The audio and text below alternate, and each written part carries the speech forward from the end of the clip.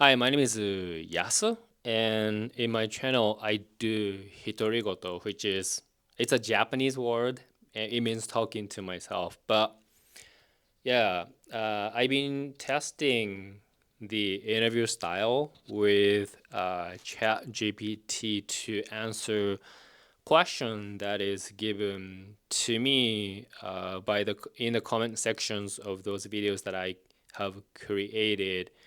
So today I'm going to answer one of the questions with ChatGPT. So please start the interview. Absolutely. Let's get started. So, Yasu, we have a question from one of our viewers here. They mentioned they've been on hormone replacement therapy for about 7 months. Their headaches and tinnitus haven't gone away yet. Even though their testosterone level is up to about 7.6, they're wondering if the symptoms might not really disappear until they reach around 8.5. What are your thoughts on that? My thought is I'm not sure because the based on how I treated my uh, testosterone situations, going through all of the available uh, hormone replacement therapy and those taking Chinese medicines under the medical experts' guidances. What I actually found out is that those testosterone level can be can be fluctuate very rapidly. Not rapidly, but like it fluctuates a lot, and then it varies too much when you actually test your testosterone level in your blood, and even you reach certain level of testosterone in your blood, it doesn't really guarantee that you'd actually feel better or not. And in my case, was a very how do I say interesting case because in 2023 July, based on the recommendations by my doctor, I went to see a urologist to test my hormone level, and that time the test results revealed that my testosterone level was 4.3, which is way below. So right away, they recommended me to start taking testosterone shots, and that's exactly what I did. It helped me to increase testosterone level a little bit, but it really didn't improve that much. And then in terms of the any kind of like conditions that I was feeling about my body and everything, it really didn't improve that much. And in Japan, once you try testosterone shots for like nearly 1 year, but if the your testosterone level does not improve that much, then they will stop providing you testosterone shots. And that's exactly what happened to me. And since then, I was just simply taking a Chinese medicine prescribed by the doctor, and nothing really changed. And in 2025, the end of April, I did another blood test, and then surprisingly, my testosterone level was got really improved up to 11.6. And then the doctor told me that you have no issues right now. You're healed. But back then, I got surprised. I was like, nothing really changed. But then I'm even confused. I see the test result shows that my testosterone level is actually in a healthy range. However, I don't feel healthy.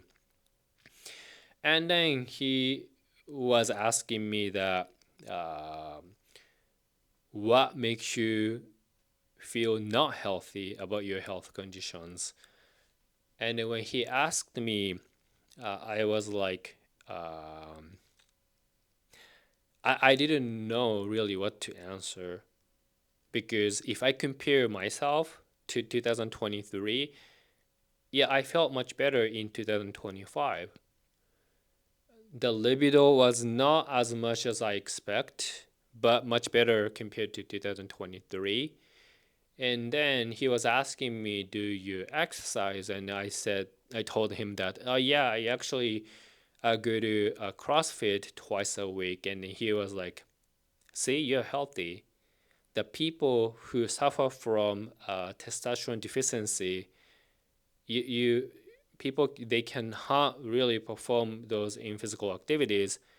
And when you first came to us, you you couldn't really do the exercise that much either." And then it really hit me that yeah, I think I'm healed. Thanks for sharing that whole journey, Yasu. That's really insightful. Let me follow up on that a bit. It sounds like you realized that even when the numbers on paper looked right, your actual feeling of health took a bit longer to catch up. Could you talk a little more about how you mentally navigated that gap between the lab results and how you actually felt day to day? um if I look back now, as time went by, I my physical condition has gotten better actually. Like I was able to start training myself with a personal trainer, and then just like I described, I started to go into the CrossFit, which is a super intense physical activity. And even looking back, mentally, I became stabilized as time went by, and I got my energy level back. I got motivations, and in terms of the sexual desire, it got better as well, especially compared to the time that when I was first diagnosed as testosterone deficiency, as well as the depressions and so on. And I was looking at the notes that I was taking, which I do every day, to figure out what I was feeling. And I kind of separated the ones for depression treatment. Another one is for the low testosterone deficiency situations. But when I was looking at the how I have been with the depression treatment, there's a clear sign that I was getting better. And then I am getting better because I don't take the antidepressant anymore. And then in terms of the sleep, I've been reducing the sleeping pill. But somehow I I was thinking that that one's for depressions. It has nothing to do with low testosterone deficiency syndrome. But everything is connected to each other. So somehow I was so fixated on the my testosterone level that was revealed once in every 3 months, which didn't really show improvements that much. But if I look back, um, everything was really getting better. That's really interesting to hear. And it definitely shows how intertwined everything is your mental health, your physical health, and those lab numbers. Let me dig a little deeper on that point you mentioned. You were tracking things daily and noticed that the depression side was clearly improving. Do you think that having that record of your day to day feelings helped you realize the big picture, even if the numbers didn't line up immediately? It does now, but not so much in a daily basis back then because I was so fixated on every what's going on with me every day. And in order for me to see that had I was actually getting better, I needed to see the the journal in a little bit longer way, like every 3 months or every 6 months. Because if I look back, let's say that 1 year ago from now, and compared to how I am right now, I am getting much better. But because I write little journal about my conditions and everything, somehow all of my consciousness are like focusing on at the moment. And then for the low testosterone deficiency syndrome, my mind was so fixated on the testosterone level. That's it.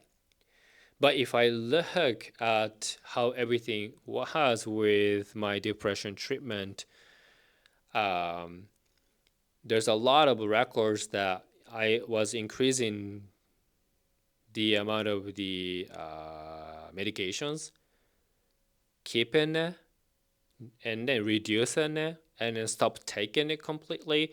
So I was able to kind of trace without thinking that, oh, I am actually getting better in terms of the depressions.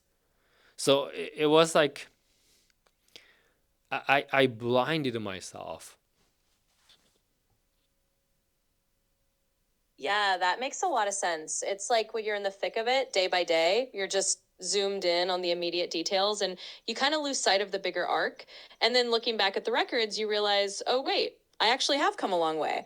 It's really insightful that you could see that pattern. I think a lot of people will find that reassuring. So thanks for sharing that perspective, Yasu. No problem. I think it's long enough. So can you finish the interview? Absolutely. That's all from today's interview. Thank you for watching, everyone. Please subscribe to the channel and give us a thumbs up. Thank you and bye bye.